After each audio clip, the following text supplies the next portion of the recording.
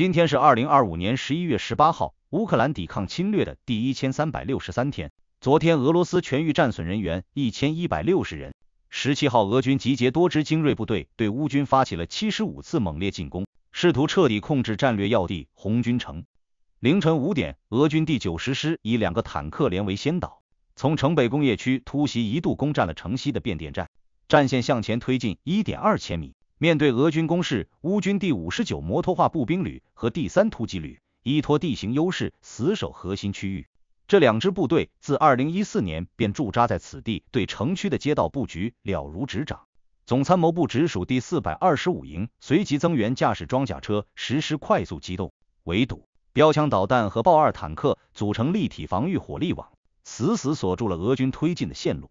中午12点，乌军迎来转折点，4架 F-16战机从西部空军基地起飞，在电子战部队精确的引导下，对红军城北部俄军装甲集群实施轰炸，摧毁3个俄军坦克集结点和2处火炮阵地。无人机群对渗透到别墅区边缘的俄军先头部队展开了点名式的清剿行动，地面部队趁势发起反击。第3突击旅主攻城西的变电站，第425营沿着工业区侧翼迂回战至18点。乌军成功收复8条关键的街道，将俄军逐回城北初始的防线，彻底解除了市中心被围困的风险。战线向南推进 1.5千米，重新控制了城区核心交通枢纽。扎波罗热战线，俄军东部集群的第127师下辖的114团试图向古利亚波北部推进，遭到乌军第57海上突击旅的精准狙杀。乌军依托菲尔300雷达引导 FPV 无人机群对俄军装甲纵队实施持续的打击，摧毁11辆装甲车和3套火炮系统。在奥列霍夫方向，乌军利用俄军进攻城市的间隙发起反击，收复了拉夫洛波列等区域，迫使俄军分兵防御。战至深夜，扎波罗热战线，乌军共解放了12平方公里，巩固了沃尔恰河左岸的防御阵地。北部集团军俄军试图向哈尔科夫州腹地推进，但人员和装备集结点遭到乌军无人机打击。在新涅利尼地区的3个据点被逐一清除。苏梅方向乌军加固了关键地点的防御，利用地形优势布设了无人机伏击区。俄军多次试探性进攻均被打退，未能取得任何实质性的进展。战线始终维持在周边界的缓冲区。库皮扬斯克方向的反攻乌军在持续的扩大战果。自11月11号发起反击以来，乌军已经将俄军逐出了关键的防御工事。17号，面对俄军在奥斯基尔河沿岸的反扑，乌军无人机群展开了饱和式的打击，摧毁俄军补给车辆12辆，切断俄军补给。目前俄军已经被困在库皮扬斯克北部地区，只能依靠无人机少量投放物资。乌军仍然控制着市区大部分区域，战线向东北方向推进2000米。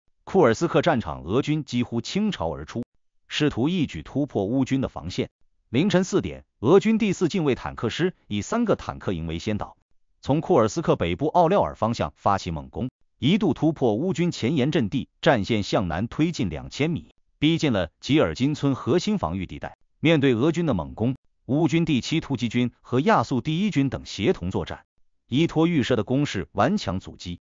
11时，6架 F-16战机从西部空军基地升空，对库尔斯克北部的俄军装甲集群实施超视距打击，精准炸毁3个坦克集结点和火炮阵地。亚速第1军沿着吉尔金村侧翼迂回，切断了俄军的补给线。第7突击军主力向奥列尔方向突进。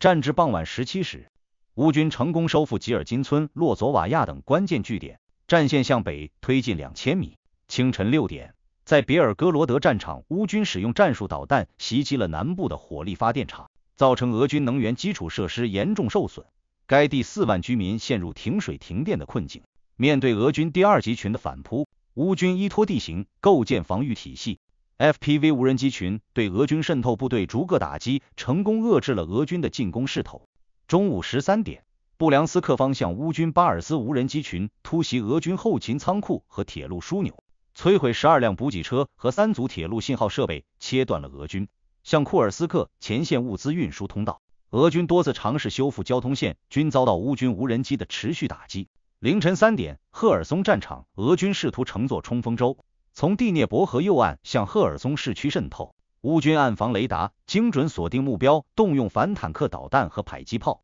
实施饱和打击全歼俄军渗透部队，未让俄军前进一步。同时，乌军沿着第聂伯河左岸发起小规模的反攻，收复2个沿江据点。下午16时，克里米亚战场，乌军发射了多枚陆军战术导弹，袭击了费奥多西亚油库和俄军变电站，引发剧烈爆炸，油库设施严重受损。此外，乌军无人机群还对克里米亚铁路实施精准打击，破坏了俄军后勤补给网络。战场之外，乌克兰获得了多重国际支援，美国已经放开了乌军使用美制武器打击俄罗斯境内所有的限制，韩国也解除了相关武器的出口限制，希腊将从明年1月起向乌克兰输送天然气，法国即将签署协议，向乌克兰提供阵风战机导弹和雷达系统，荷兰慈善家援助的700支霰弹枪和2万发弹药已经运抵前线，而俄军则面临着补给困境。朝鲜对俄罗斯的弹药供应量减半，10月份仅有少量炮弹抵达，而且半数弹药需要返修，严重制约了其作战能力。